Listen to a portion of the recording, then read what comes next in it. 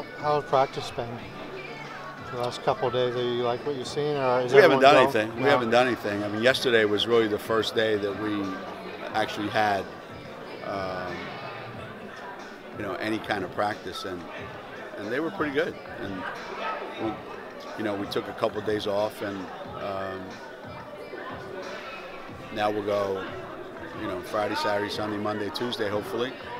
A couple more days off, and then back at it again. And so at this time of year, it's much more about trying to maintain what we have. So it's been pretty good. Geno, how's Katie Lou grown as a teammate? Well, as I was saying, I think taking responsibility upon yourself for not just for what happens with you, but what happens with your teammates and what happens to your team. Those things, you have to evolve and you have to grow into those things, and they don't happen by themselves, and it takes some work. And she's been able to take it upon herself. She understands, what her role is on our team, and she is a great teammate, and she's comfortable in that role, and that's the biggest I think attribute. You have to be comfortable in your role and accept it. The thing she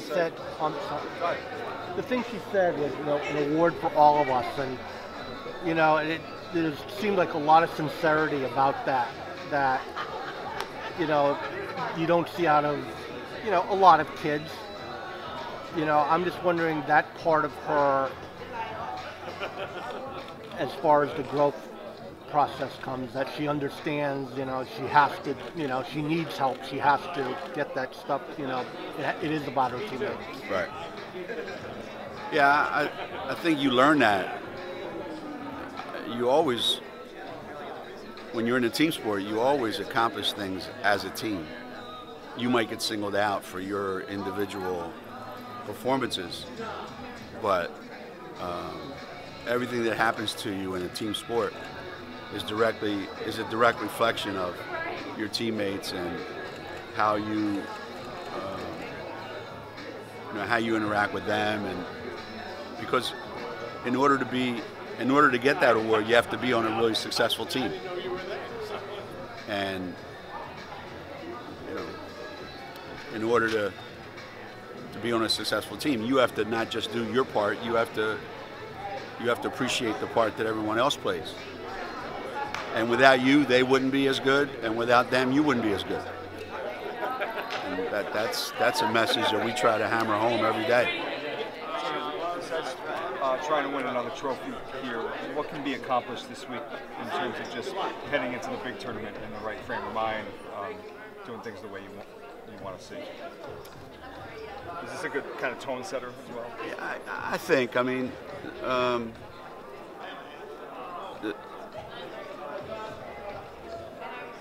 the frustrating part about this tournament is that regardless of how well you play these 3 days, if you get to play all three, regardless of how well you play, the amount of time before you play again, it's hard to maintain that. So unless you play lousy and then you just want to shake it off and go on to the next thing. But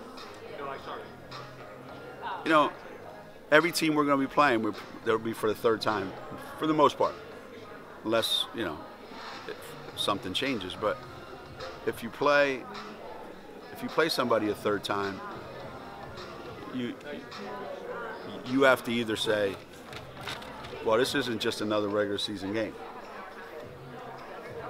There's a championship at stake, and that's a good lesson, because there's pretty good chance we're going to be playing somebody that we've already played in the regular season in the NCAA tournament. one of those rounds, you know we're going to play somebody that we've already played. We've just played too many good teams. So you have to be able to just look at this as a whole new adventure, and you can't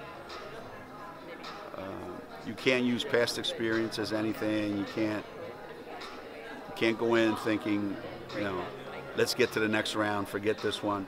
You can't play on Sunday thinking about Tuesday, just like you can't play the first round of the NCAAs thinking about the Sweet 16. So it forces you to just look one day at a time, today. And yeah, I mean, we have the most talented team here. So that goes a long way. But one team doesn't have to play a best-of-5 series against us. So they don't have to win 3 out of 5. They only need to win 1. So on any one night, what's the chance of that happening? Well, I don't know. It hasn't happened, but that doesn't mean it can't happen. That's 98-0 now in conference games. Are you surprised that one of those? I know it almost happened at Tulane, but never once has the opponent's best night matched up with your worst night and produced a loss. It's pretty remarkable after a handful of years now. Yeah. You don't explain that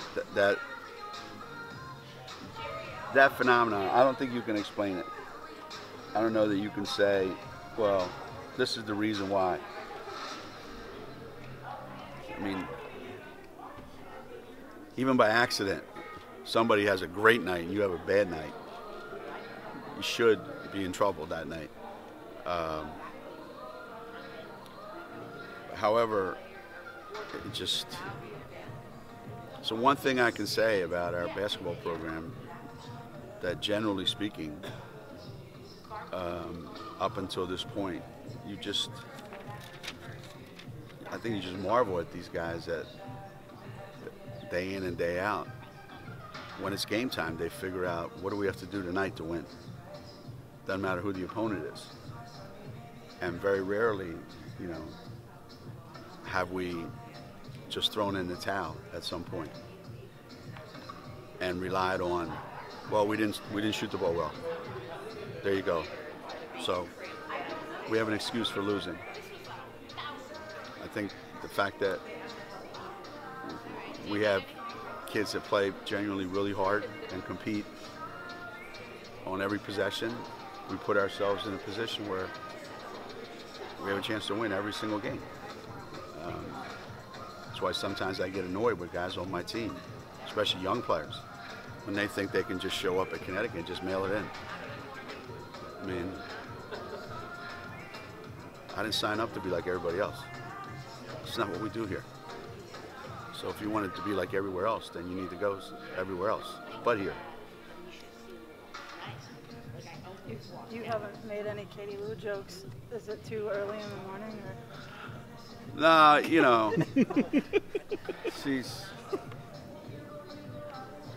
I mean, there's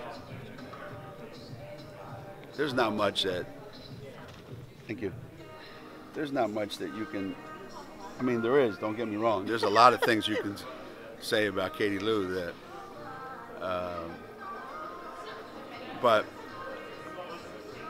we've established a pretty good give and take, a pretty good relationship. She understands what I expect, and I understand what she's going through.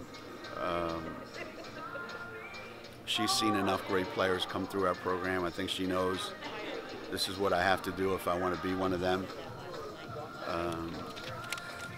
And then what happens when you're recognized as being one of them, and what are the expectations then after that?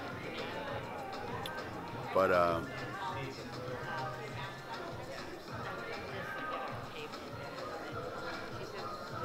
I mean, they gave her player of the year. They didn't give her defensive player of the year. know what I mean? So it's not like they gave her rebounder of the year or any of that stuff. So there's things that I know. She came up to me after the South Carolina game and was so excited about the fact that she had 8 rebounds. So she's starting to understand there's so much to the game than just scoring. So much more to the game than scoring. Did it take you time to develop that rapport with her? I mean, she's a good kid. No, you know what? You can tell a lot when you're recruiting a kid. You can tell. And I could tell when we were recruiting Lou that she was going to be somebody that you could connect with fairly easily, and that there were a lot of things that she knew we could help her with, that she wanted us to help her with. So when you have that, it's the basis for a great relationship. What do you think the chances are she'll be unanimous preseason first team next year? The same chances that Gabby was unanimous first team. That there was actually a coach in our league that didn't think Gabby was one of the top 10 players in our league. I bet you if she played at any other school, she would have been. So coaches do dumb stuff. They don't make a kid first team because they don't like where she goes to school or how many kids they have on the first team. Then we wonder why kids are immature. How far has Lou grown defensively from year one to now? How much has she grown defensively? Defensively? Well, let's put it this way. I've never seen a kid from California their freshman year ever get within 15 feet of the guy they're guarding. So that was no different with her when she got here. And now she's one of the drivers in terms of this is what we got to do. Not that she's the best defender on the team, don't get me wrong, but I think she's embraced that idea of, basketball's a two-way game. And if you'd have asked her that as a freshman, she would have told you that's the furthest thing from her mind, and that's all you want. You want a kid to keep growing every year, keep adding something to their game every year, and she's done that. And she's constantly experimenting with things too, which I like. When she doesn't think she's really good at something, she's trying to spend some time on it, which is really, really good.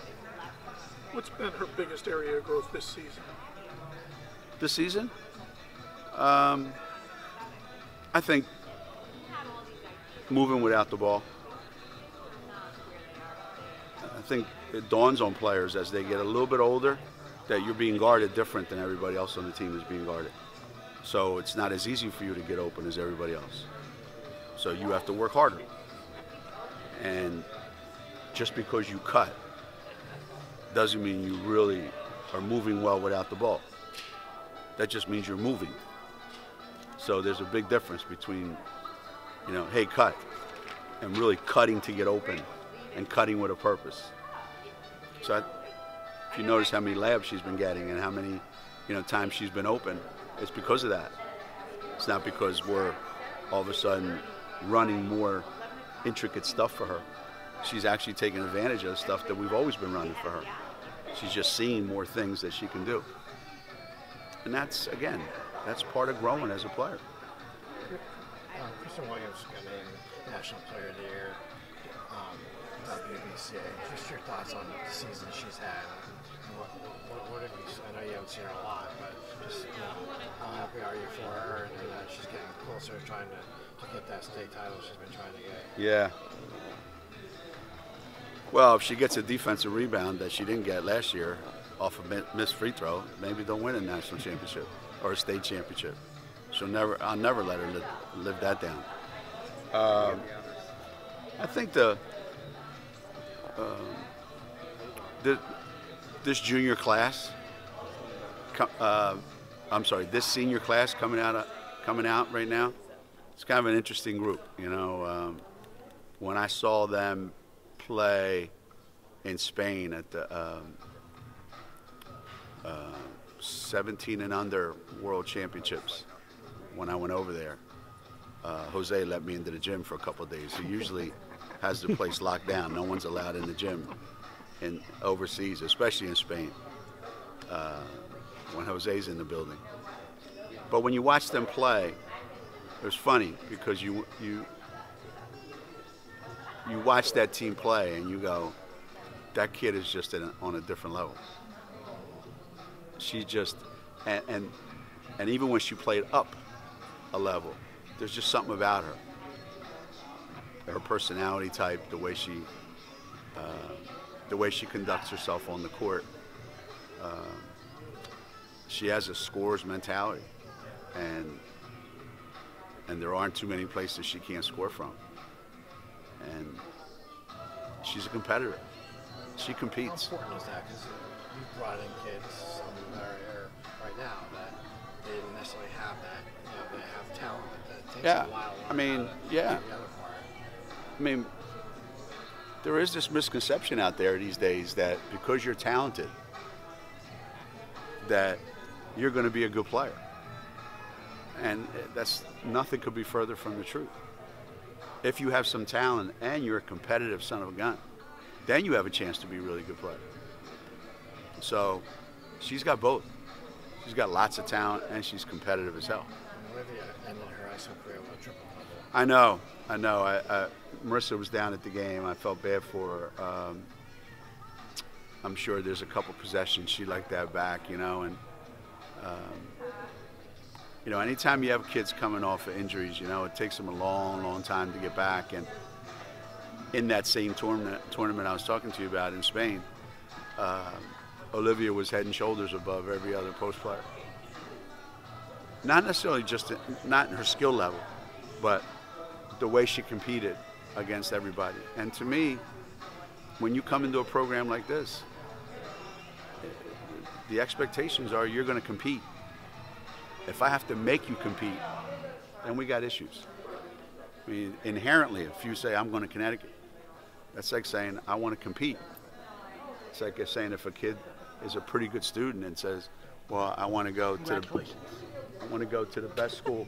Hey, I want to go to the best school. You know, I want to major in engineering, and I want to go to the best engineering school in America. But then inherently, you're saying, I want to compete against the best. You can't just show up then and not compete. It makes no sense, right? I mean, you would think that that's logical. So the number one quality that a kid has to have when they get here is they have to compete. You know, and she's got that, and so does Olivia. They're competitors.